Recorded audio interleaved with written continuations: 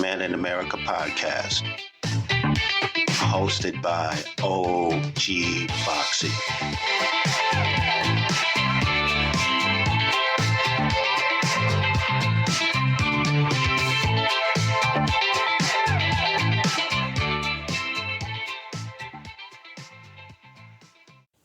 Welcome to Black Man in America podcast. I'm your host, OG Foxy.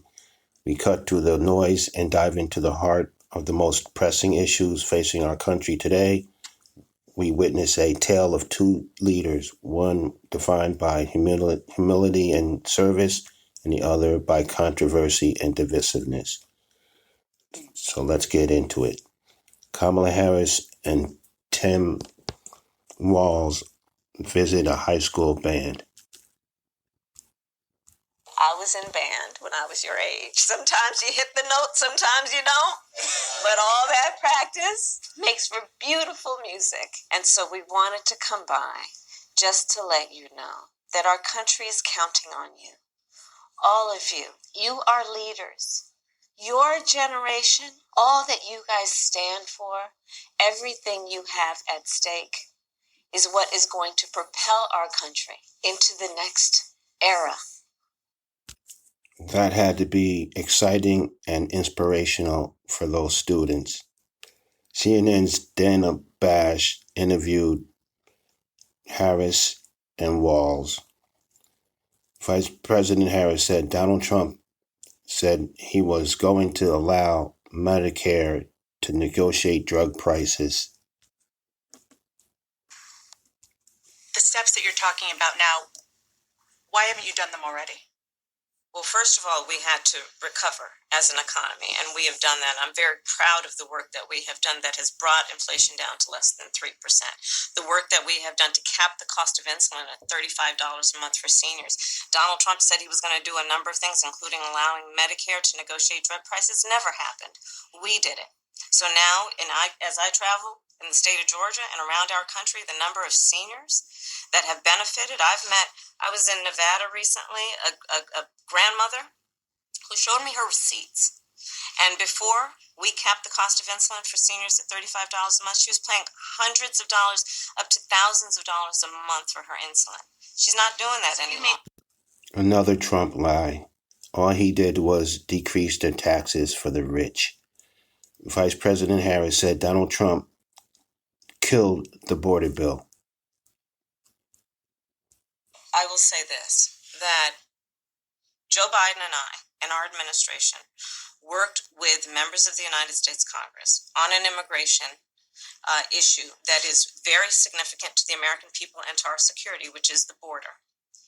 And through bipartisan work, including some of the most conservative members of the United States Congress, a bill was crafted, which we supported, which I support.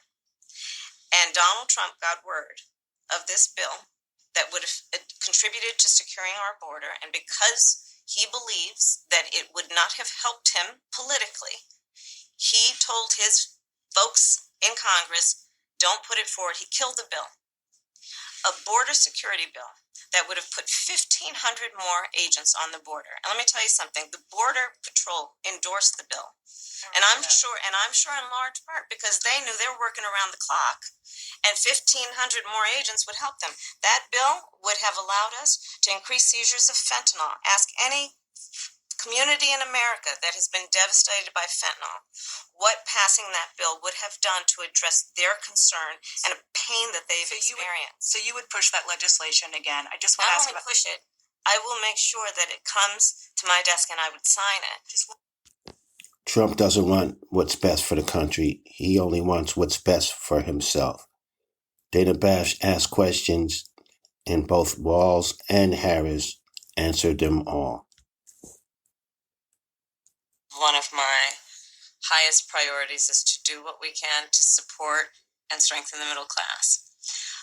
When I look at the aspirations, the goals, the ambitions of the American people, I think that people are ready for a new way forward. In a way that generations of Americans have been fueled by hope and by optimism. I think, sadly, in the last decade, we have had in the former president someone who has really been pushing an agenda and an environment that is about diminishing the character and the strength of who we are as Americans, really dividing our nation, and I think people are ready to turn the page on that. Harris and Walz will work for the middle-class Americans, while Trump and Vance will work for the rich. Harris said to Dana Bash, the true measure of the strength of a leader is based on who you lift up. I'm talking about an era that started about a decade ago, where there is some suggestion, warped I believe it to be, that the measure of the strength of a leader is based on who you beat down, instead of where I believe most Americans are, which is to believe that the true measure of the strength of a leader is based on who you lift up. That's what's at stake as much as any other detail that we could discuss in this election. Trump only tries to lift up himself. Harris, profound humility and deep respect and loyalty to President Biden. And did he offer to endorse you right away, or did you ask for it? It was a Sunday, so here I'll give you a little too much information. Go for it. There's no such thing, Madam Vice President. My family was staying with us, and including my baby nieces, and we had just had pancakes and, Auntie, can I have more bacon? Yes, I'll make you more bacon. And then we were sitting down to do a puzzle. And the phone rang, and it was Joe Biden. And he told me what he had decided to do. And I asked him, "Are you sure?" And he said yes. And that's how I learned about it. And what about the endorsement? Did you ask for it? He was very clear that he was going to support me. So when he called to tell you, he said, "I'm pulling out of the race and I'm going to support you." Well, my first thought was not about me, to be honest with you. My first thought was about him, to be honest. I think history is going to show a number of things about Joe Biden's presidency.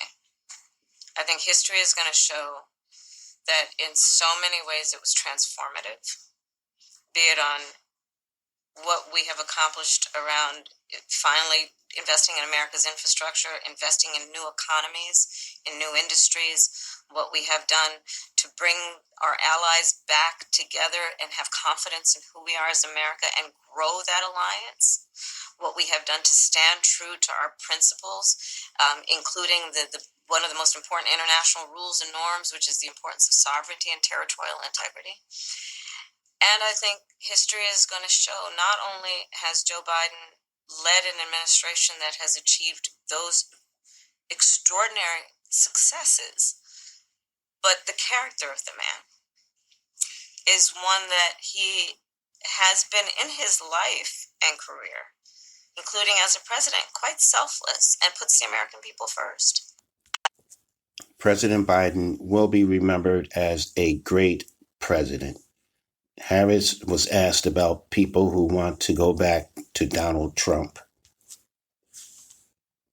You talked about, you call it the opportunity economy.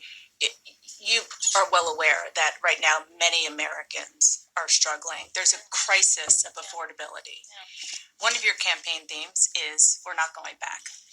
But I wonder what you say to voters who do want to go back when it comes to the economy specifically, because their groceries were less expensive, housing was more affordable when Donald Trump was president.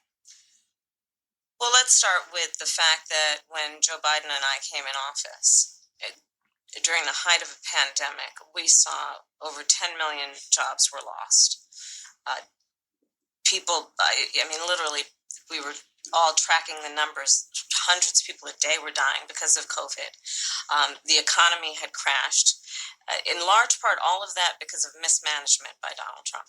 of that crisis. When we came in, our highest priority was to do what we could to rescue America. And today, we know that we have inflation at under 3%. A lot of our policies have led to the reality that America recovered faster than any wealthy nation around the world. But you are right. Prices, in particular for groceries, are still too high. The American people know it, I know it.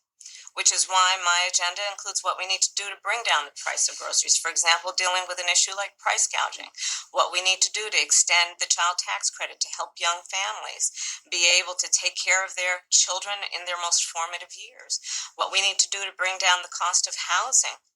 My proposal includes what would be a tax credit of $25,000 for first-time home buyers, so they can just have enough to put a down payment on a home, which is part of the American dream and their aspiration, but do it in a way that allows them to actually get on the path to achieving that goal and that dream.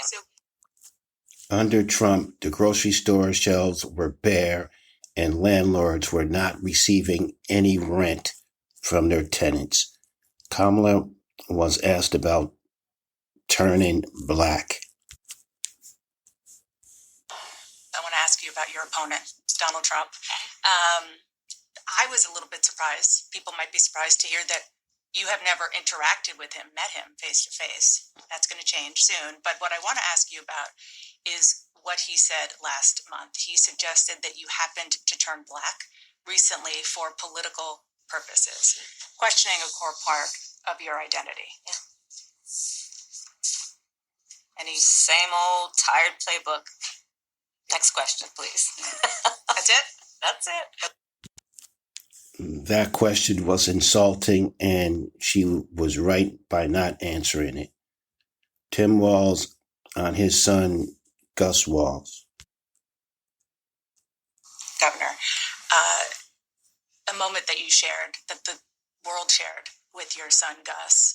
You were speaking, the camera caught him so incredibly proud of you, so emotional, saying, "That's my dad."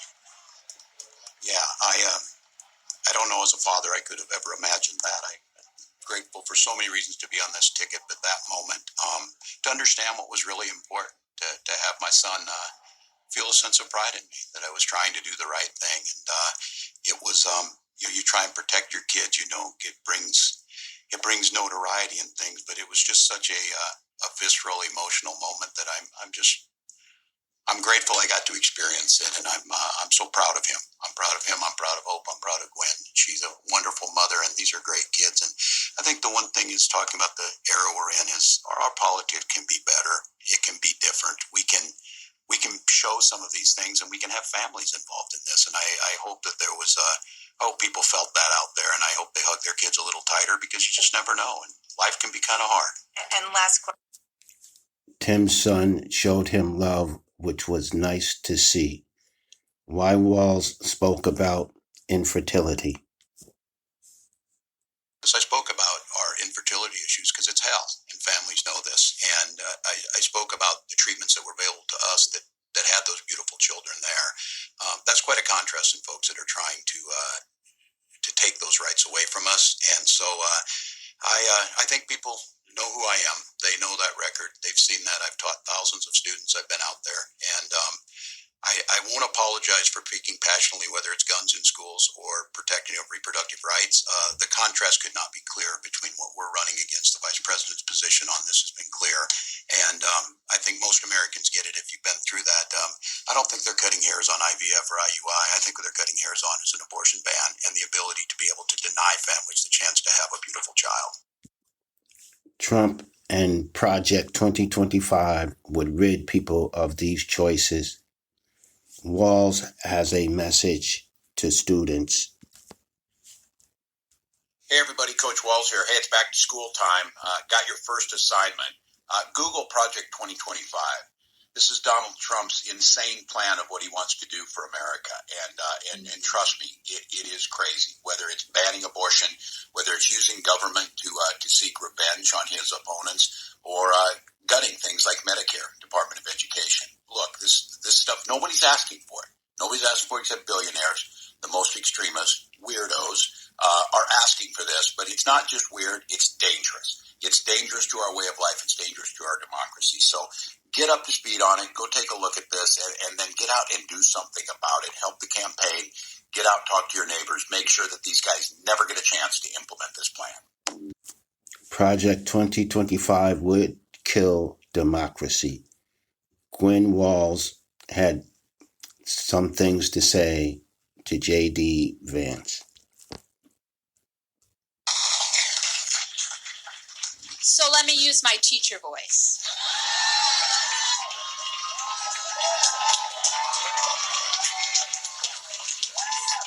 English teachers, you know what these babies are for. Okay, here's my Mr. Vance. How about you mind your own business? Okay, you don't have to put your glasses on, but try with me in your teacher voice. Mr. Vance, how about you mind your own business? Yes! It has become evident that J.D. Vance is a jerk. Vance had an interview with Chris Berman. Vance said politics has gotten way too lame and too boring. Last night, after CNN released a small clip of the Harris interview, you on Twitter posted a clip from a Miss Teen USA beauty pageant from 2007, Caitlin Upton, and you wrote, "I have gotten a hold of the full Kamala Harris CNN interview." Now, this thing that surfaced around the internet for a few years, she struggled answering a question back in this beauty pageant. I'm not sure you're aware, in 2015, Caitlin Upton did an interview in New York Magazine about all the social media attention this clip got, and she said, "I definitely went through a period where I was very, very depressed, but I never let anybody see that stuff except for people I could trust. I had some very dark moments where I thought about committing suicide." So when you posted this last night, were you aware that the woman you were posting a picture of had contemplated committing suicide for the attention it received?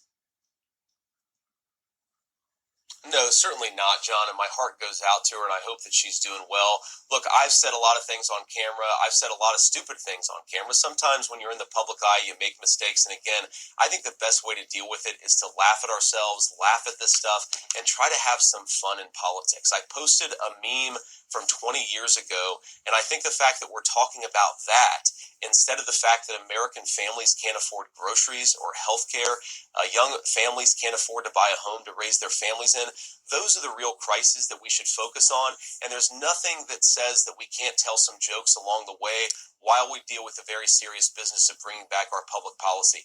Politics has gotten way too lame, John, way too boring. You can have some fun while making a good argument to the American people about how you're going to improve their lives. Okay, I just want to be clear, though. You said you did know. Would you like to apologize to Caitlin Upton for posting that last night, given what you've now learned?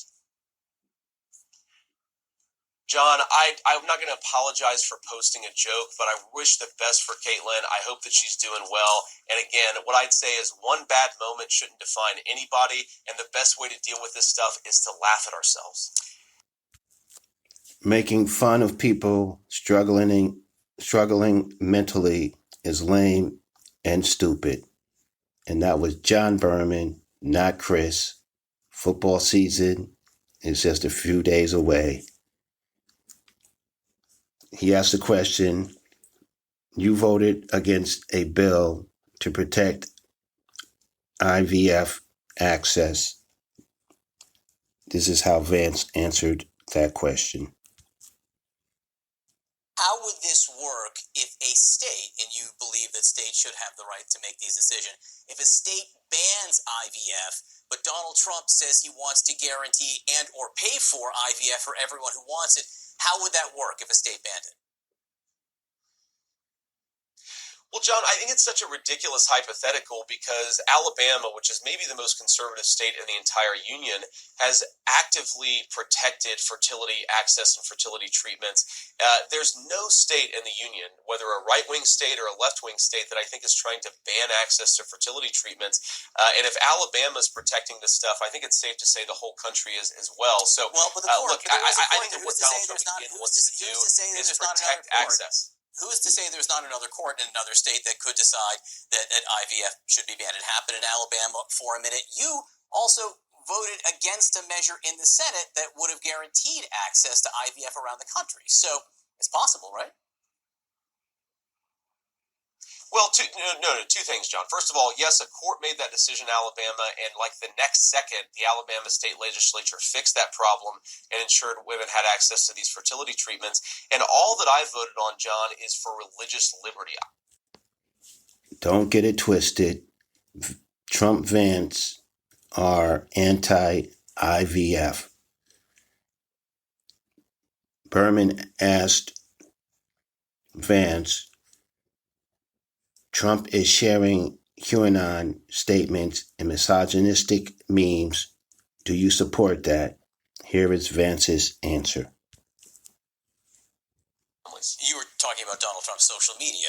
Would you describe his posts over the last 48 hours as lifting people up, reposting QAnon statements, reposting these misogynistic memes about Vice President Harris and Hillary Clinton? That's the kind of open discussion that you think is lifting people up? Oh, John, I think if you look at Donald Trump's full campaign appearances and, yes, his social media appearances, what you see is two things. A guy with an agenda to lower prices and bring back American prosperity, and a political candidate who isn't stodgy, who likes to have some fun and likes to tell some jokes. I'd much rather have a candidate who's willing to go off script, who's willing to give every interview, and is willing to tell some jokes. I do think that's how you lift people up. Misogynistic memes in no way does it lift people up. It's just putting people down. Vance attacks women who can't have kids because they passed the biological period.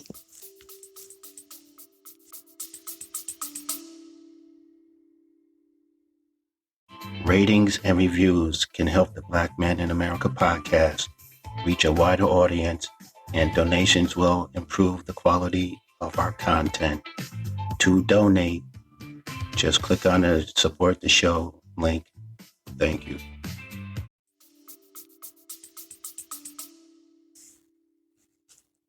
And I would say that I've fully developed views on this, but to me what it is sort of a value system to replace the fact that they're all fundamentally atheist or agnostic. They have no real value system. Their only value system is achieve in a very conventional way.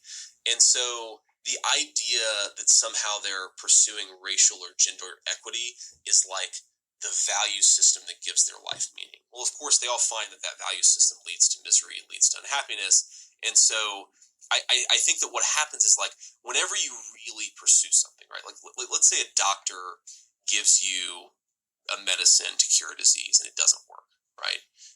The patient gets worse. Well, you can conclude one of two things. Either the medicine isn't working, or the patient was so sick that what they need is even more of the medicine that you originally prescribed. And I think the gender inequity stuff is like, we need more of the medicine. Okay, clearly this value set has made me a miserable person who can't have kids because I already, passed the biological period when it was possible.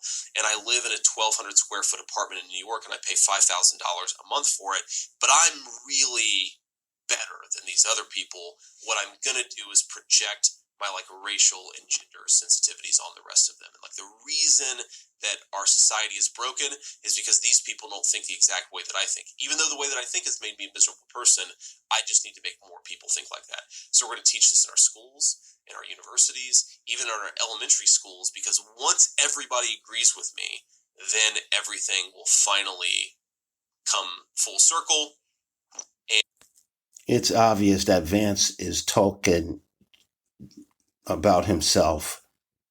That was total gibberish. Someone trying to act like they're smarter than the rest of everybody, the world. He is talking about himself. Trump said, you remember the story of the bus? Talking about Kamala Harris' debate with Biden. She called him a racist. The bus, you remember the story of the bus? Fake story probably. Well, she also said, I worked at McDonald's. Turned out she didn't work at McDonald's. Anybody see that? After an exhaustive study that took about 20 minutes, they found out she never worked there. So, there's a lot of fake stuff going on. But we don't need that for a president. And our country can't stand it. We are really in trouble. We're a failing nation, whether you like it or not. And I'm sure you don't like it. But we are a very sick nation. We're a failing nation. That's ironic because Trump has always been fake. Trump said every single job, about 107% of them, listen. They're very concerned about it because the jobs the people that are coming in are just taken. And it's going to start with the black population. African Americans are losing their jobs. And I don't know if you heard the latest statistic that of the jobs that these people created, which is very little, every single job was taken, about 107% was taken by illegal immigrants. There's been no job creation from them. The jobs were filled by illegal immigrants. With all of that being said, I want to give you a very positive answer. We're going to win this election. We're going to turn. The math is not mathing. 107%. And the jobs that Trump is talking about, immigrants taking, are the jobs that they perform at all his resorts and hotels. These are not black jobs. Trump hires more illegal immigrants than any person in America. Trump said, and in 6 states, you're allowed to kill the baby after the baby is born. Listen to this. And in 6 states, you're allowed to kill the baby after the baby is born. And one of those states is Minnesota, where this tampon Tim comes from. How stupid can his supporters be? This is called murder, and it is illegal. Trump said the transgender thing is an incredible thing. Almost nobody in this room wants. Well, I think 85-90% of the country doesn't want it. Absolutely. But the transgender thing is incredible. Think of it. Your kid goes to school and comes home a few days later with an operation. The school decides what's going to happen with your child.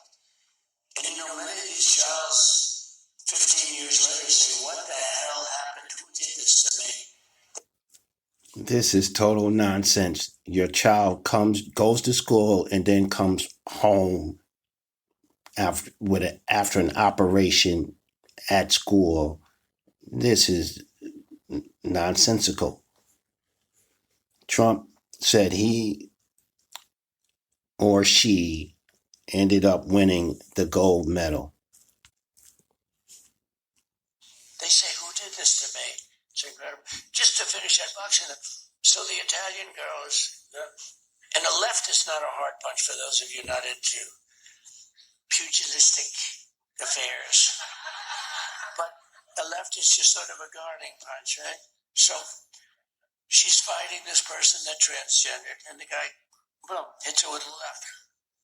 It was like she got hit by a horse. And then she backed up. It was weird.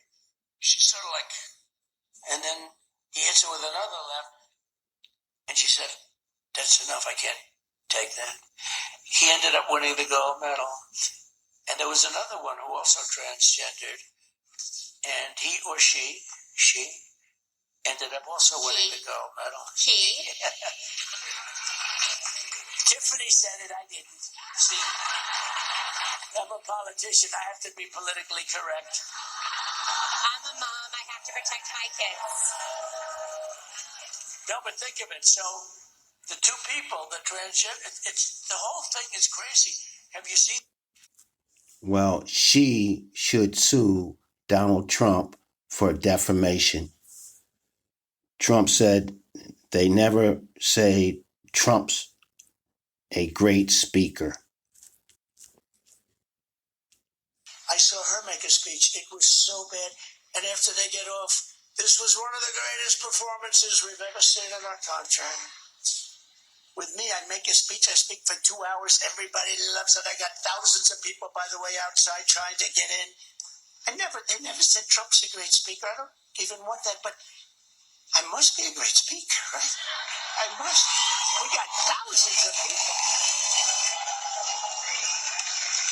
No, we got thousands and thousands. Boy, if I were a Democrat, they'd say he's the greatest that ever lived. He made Abraham Lincoln look like nothing. And that's because Trump is not a great speaker. Trump's speech in Pennsylvania. Lost. Listen to these numbers, though. Seriously, if this were a Republican, they'd be stringing them up. Now listen to this number, because you have to understand what it means. 325,000 children have been lost. They've been allowed to be trafficked all across our borders. She flew in illegal aliens by the hundreds of thousands, and many of these were young children. But we have no idea where, think of the number, 325,000 children are missing.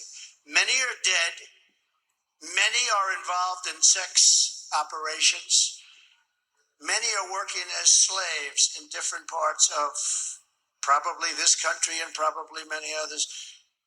But she was the border czar. Now she says I wasn't the border czar. But she was. It was headlines, border czar, border czar. But now she doesn't want that term. But whether she was a border czar or not, she was in charge of the border. 300. He was incoherent from the start to the finish. And I think he was confusing Kamala with Epstein. Here's another Trump gem. She destroyed the city of San Francisco. And I own a big building there. I shouldn't talk about this, but that's okay. I don't give a damn, because this is what I'm doing. I should say it's the finest city in the world. Sell and get the hell out of there, right? But I can't do that. I don't care, I lost billions of dollars.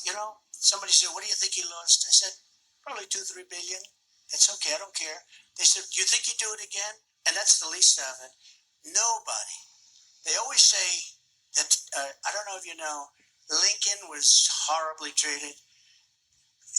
Jefferson was pretty horribly. Andrew Jackson, they say, was the worst of all. That he was treated worse than any other president. And I said, do that study again, because I think there's nobody close to Trump. I even got shot. And who the hell knows where that came from, right? No, these are... Trump lost billions due to his incompetence. Trump said Carla Sands is doing a fantastic job. Ambassador Carla Sands, who did a fantastic job a little while ago, and she was a great ambassador. Thank you, Carla. Beautiful job today. Ambassador Carla Sands is in Project 2025 author. Trump says his rambling incoherence is a strategy called the weave. And I look forward to the debate with her. But what happened, with Afghanistan, I do the weave. You know what the weave is?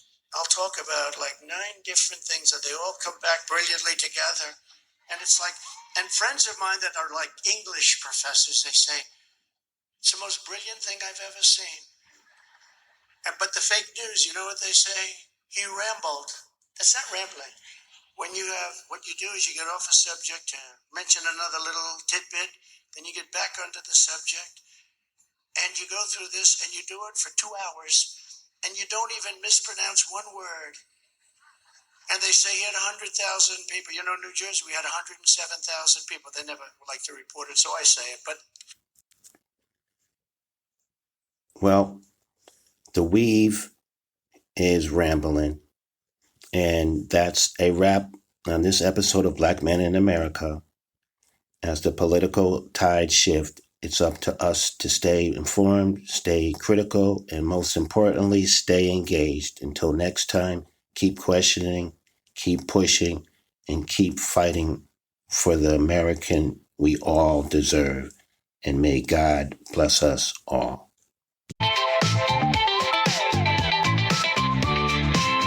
Black Man in America podcast at OG Foxy Production. Love and peace to us all.